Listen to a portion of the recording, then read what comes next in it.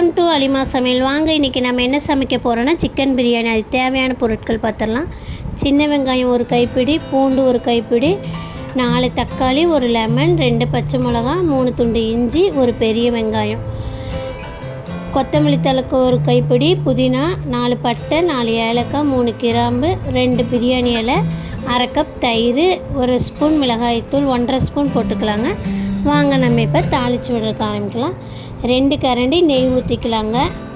அதுக்கப்புறம் தேங்காய் எண்ணெய் ஊற்றிக்கலாங்க. தேங்காய் எண்ணெய் ஊற்றினா சூப்பராக இருக்குங்க, ஸ்மெல்லும் மனமும் டேஸ்ட்டாக இருக்குங்க.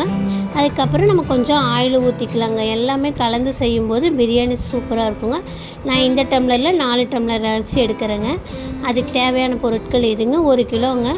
இப்போ இந்த தாளிப்பெல்லாம் போட்டாச்சுங்க. அந்த ஸ்பைசஸ்லாம் போட்டு அதெல்லாம் வணந்ததுக்கப்புறம் பெரிய வெங்காயம் போட்டாச்சு.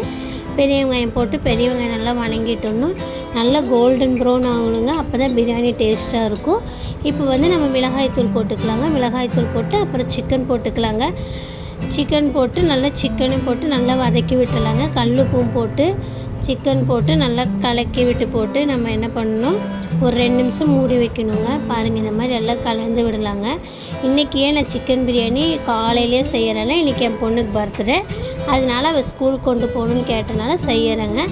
இது வந்து இஞ்சி பூண்டு வெங்காயம் அதிலே பட்டை ஏலக்காய் தூள் எல்லாம் போட்டு அரைச்சிட்டேங்க. அது போட்டோன்னு அந்த தக்காளி கட் பண்ணி வச்சுருந்தோம், அதுவும் போட்டுங்க. எல்லாம் போட்டு நல்லா கலந்து கொடுங்க. இப்போ வந்து நம்ம பச்சை மிளகா 2 போட்டுடலாங்க. எண்ணெயில் போட்டால் பச்சை மிளகா உடஞ்சிரும். அப்புறம் ஸ்கூலுக்கு கொண்டு போகும்போது சாப்பாட்டில் மிளகாலாம் இருக்கும், அதனால் அது நான் போடலைங்க. பச்சை மிளகா போட்டு மல்லி புதினாவும் போட்டு வணக்கி விட்டு மூடி வச்சுட்டு எடுத்து பார்த்தா பாருங்கள், இந்த மாதிரி நல்லா கொதி வந்து எண்ணெய் பிரிஞ்சு வரும்போது தயிர் ஊற்றிக்கலாங்க. தயிர் ஊற்றி நல்லா மிக்ஸ் பண்ணி கொடுங்க. மிக்ஸ் பண்ணிவிட்டு மறுபடியும் மூடி வச்சிடலாங்க. ஏன்னா நம்ம இந்த வணங்குறதுலேயே சிக்கன் வெந்துருங்க. அந்த மாதிரி வணக்கணும். பாருங்கள், இந்த மாதிரி எண்ணெய் பிரிஞ்சு நல்லா கொதித்து வந்துடுச்சு. நம்ம இது வந்து தக்காளியோட தண்ணி, தயிரோடையது எல்லாம் இருக்குது. நம்ம வந்து 4 கிளாஸ் அரிசிக்கு 6 கிளாஸ் தண்ணி எடுத்து வச்சுருந்தோம் பக்கத்து அடுப்பில். அது கொதி வந்துட்டோன்னும் அதை எடுத்து நம்ம இதில் ஊற்றியாச்சுங்க. ஏன்னா அப்போ சீக்கிரம் வேலையாயிரும். ஊற்றிட்டோன்னு பாருங்கள், இப்போ தண்ணி நல்லா கொதிச்சிரும். இந்த மாதிரி கொதி வந்துட்டோன்னு அரிசி போடுங்க. நல்லா தண்ணி நல்லா கலபுலன்னு கொதிச்சாதாங்க அரிசி போடணும். அப்போ தான் வந்து அரிசி நல்லா எங்கேயும் நிற்காமல் சாப்பாடு சூப்பராக இருக்கும்.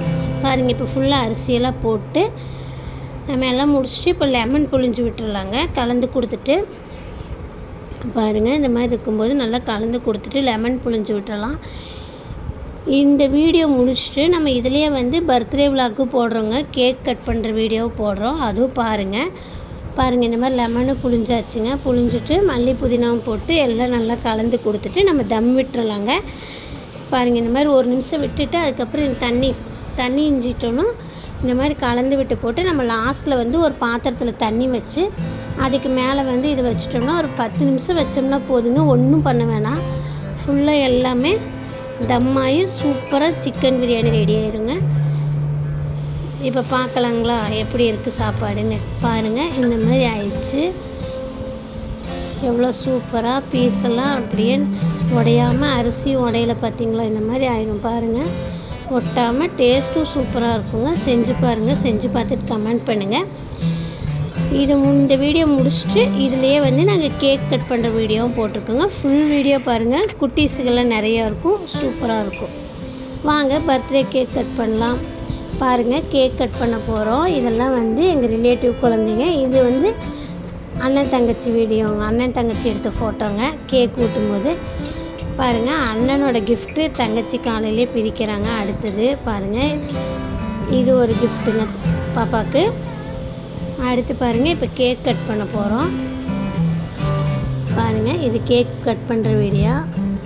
இதெல்லாம் வந்து எங்கள் அக்கா பொண்ணு, எங்கள் அண்ணன் பொண்ணு, தம்பி பொண்ணு, பக்கத்து வீட்டு பொண்ணுங்க எல்லாம் இருக்காங்க. வெறும் குட்டீஸோட செலிப்ரேஷன் தாங்க இந்த பர்த்டே செலிப்ரேஷனு. வாங்க இப்போ கிஃப்ட்டு பிரிக்க போகிறா பாப்பா, பார்க்கலாம்.